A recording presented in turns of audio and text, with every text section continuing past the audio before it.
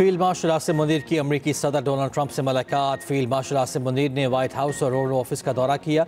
ISPR के मुताबिक field marshal Asim Munir के साथ मुलाकात में पाकिस्तान की कौमी सलामती के मुशीर भी शरीक थे। अमरीकी वज़ीर ख़ारिजा मार्को रूबियो, अमरीकी नुमाइंदे खुसूसी बराए मशरिक़ वुस्ता स्टीव विटकोफ भी मौजूद थे।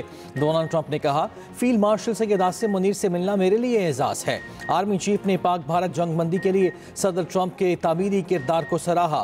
फील्ड मार्शल आसिम मुनीर ने हुकूमत की जानिब से सदर ट्रंप को दौरा पाकिस्तान की दावत भी दी। सदर ट्रंप ने फील्ड मार्शल आसिम मुनीर की कायदाना सलाहियतों और बर वक्त फैसलों की तारीफ की। दोनों रहनुमाओं का ईरान इसराइल कशीदगी पर भी तबादला ख्याल, मसले के पुरअमन हल पर जोर।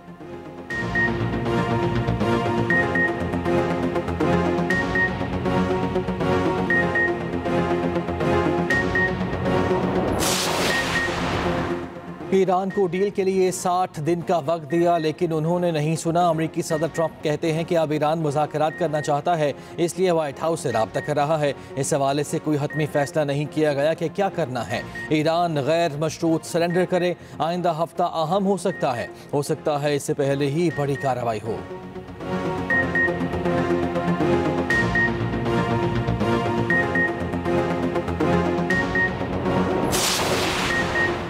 सुप्रीम कोर्ट ने जजेस ट्रांसफर केस का फैसला महफूज कर लिया। मुख्तसर फैसला आज ही सुनाया जाएगा। दौरान समाअत जस्टिस मोहम्मद अली मजहर ने रिमार्क्स दिए, जुडिशल कमीशन के पास तबादला का कोई इख्तियार नहीं। जस्टिस नईम अख्तर अफगान ने कहा, क्या माजी में किसी जज का आर्टिकल 200 के तहत तबादला हुआ? बानी PTI के वकील इदरीस अशरफ ने कहा, आर्टिकल 200 और आर्टिकल 175 में टकराव है। अटॉर्नी जनरल ने कहा, जजेस ट्रांसफर में सदर और वजीर आजम का किरदार महदूद है। जजेस ट्रांसफर के अमल में बदनीयती मंसूब नहीं की जा सकती।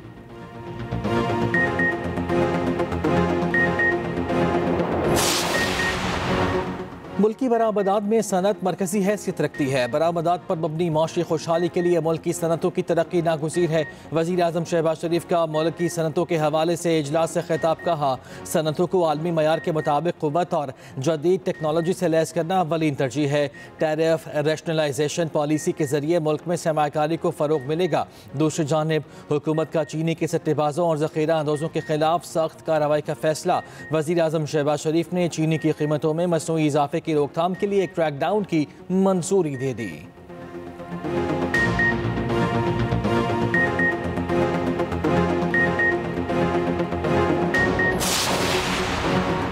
ईरान के इसराइल पर नए मिसाइल हमले, जवाबी मिसाइल हमलों की 13वीं लहर दाग दी। तल अबीब और मकबूजा बैतुल मक़दिस के इलाकों में धमाके सुने गए।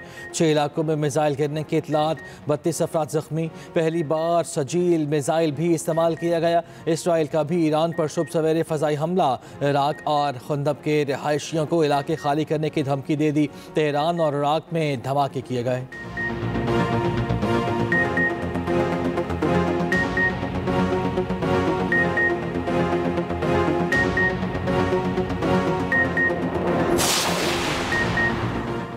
ईरान सरेंडर नहीं करेगा, धमकियां उन्हें दो जो डर जाएं।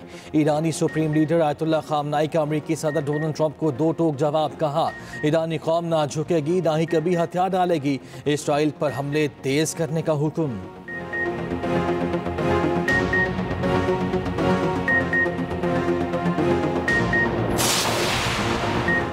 यूरोपीय ममालिक का ईरान के साथ जोहरी मुज़ाकरात करने का फैसला। जर्मनी, फ्रांस और बरतानवी वज़ीर ख़ारिजा कल जनीवा में ईरानी हम मनसब से मुलाकात करेंगे।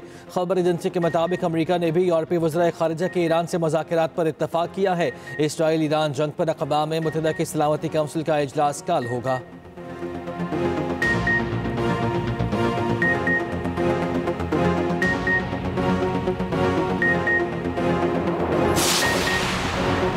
गुज़िश्ता 4 साल में आवाम रुल गए थे। कैंसर के मरीजों की अद्वियात बंद की गईं, आवाम को एहतजाजन सड़कों पर आना पड़ा। आज कैंसर, हेपेटाइटिस, दिल के मरीजों को अद्वियात घरों तक पहुँचाई जा रही हैं। वज़ीर आला पंजाब मरियम नवाज का लाहौर में क्लिनिक ऑन व्हील के दूसरे मरहले के आगाज़ की तकरीब से खिताब। कहा, नवाज शरीफ और शहबाज शरीफ के दौर में सेहत पर काम हुआ। सेहत की सहूलियात पंजाब की हर गली में फैल जाने को तैयार हैं।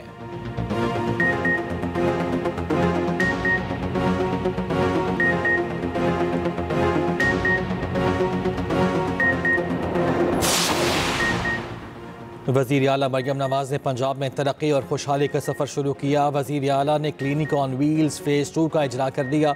वज़ीर इत्तलात पंजाब अज़मा बुखारी की लाहौर में प्रेस कॉन्फ्रेंस कहा, क्लिनिक ऑन व्हील्स में शामिल तमाम 911 गाड़ियाँ एयर कंडीशन हैं। पहले मरीजों को इलाज के लिए धक्के खाने पड़ते थे। वज़ीर खेल फैसल खोखर ने कहा, वज़ीर आला मरियम नवाज अपनी काबीना के वज़रा का एहतसाब खुद करती हैं। 1 जुलाई से 12 लाख ख़ानदानों को 3000 रुपये दिए जाएंगे।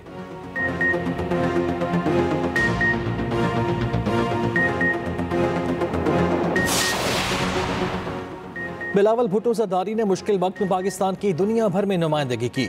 वतन का दिफा करने पर अफवाज पाकिस्तान को खिराज तहसीन पेश करती हूँ। MNA आसिफा भुट्टो ज़रदारी का कौमी असम्बली में खिताब, कहा, दोबारा मुश्किल वक्त आया तो पूरी कौम पाकिस्तान के लिए लड़ेगी।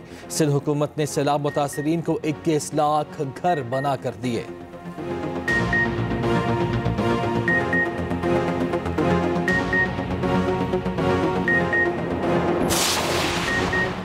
ऑडियो लीक्स केस और असलहा और शराब बरामदगी केस में अलिया बिन गंडापुर के वारंट गिरफ्तारी मुअत्तल। वज़ीर आला खैबर पख्तूनख्वा अलिया बिन गंडापुर ने मीडिया से गुफ्तगू में कहा, हमारी लीडरशिप और वर्कर्स पर केसेस चल रहे हैं। हमारा वक्त इन केसेस में ज़ाया होता है।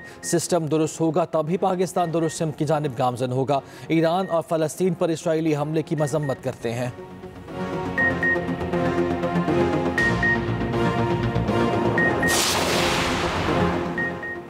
भारतीय मीडिया सफाकी से झूठा बयानियां फैलाता रहा। हमें पाकिस्तान का सच्चा बयानियां फैलाने की ज़रूरत है। भारत फिल्मों में ही जीत सकता है, हकीकत में नहीं। सीनियर वज़ीर सिंध शर्जील मेमन का कराची में इंटरनेशनल फिल्म फेस्टिवल की इफ्तिताही तकरीब से खिताब, कहा, अच्छे ड्रामे फिल्म बनाएं, सिंध हुकूमत सपोर्ट करेगी।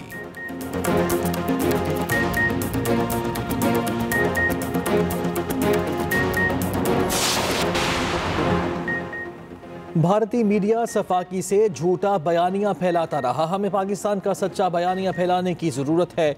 भारत फिल्मों में ही जीत सकता है, हकीकत में नहीं। सीनियर वज़ीर सिंध शर्जील मेमन का कराची में इंटरनेशनल फिल्म फेस्टिवल की इफ्तिताही तकरीब से खिताब, कहा, अच्छे ड्रामे फिल्म बनाएं, सिंध हुकूमत सपोर्ट करेगी।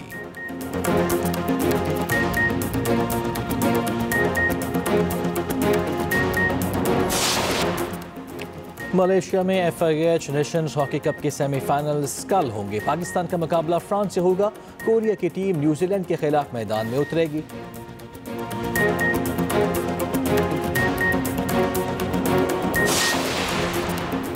और ऑस्ट्रेलिया की बिग बैश लीग में पाकिस्तानी सितारे भी जगमगाने को तैयार। पाकिस्तान के 7 क्रिकेटर्स मुख्तलिफ टीम्स ने चुन लिए। गैर मुल्की खिलाड़ियों की ड्राफ्टिंग की तकरीब का इनेकाद मेलबर्न में किया गया। साबिक कप्तान बाबर आजम सिडनी सिक्सर्स की तरफ से खेलेंगे। शाहीन शाफरीदी ब्रिस्बेन हीट, हारी स्टाफ मेलबर्न स्टार्स के हो गए। मोहम्मद रिजवान, शादाब खान, हसन अली भी एक्शन में दिखाई देंगे।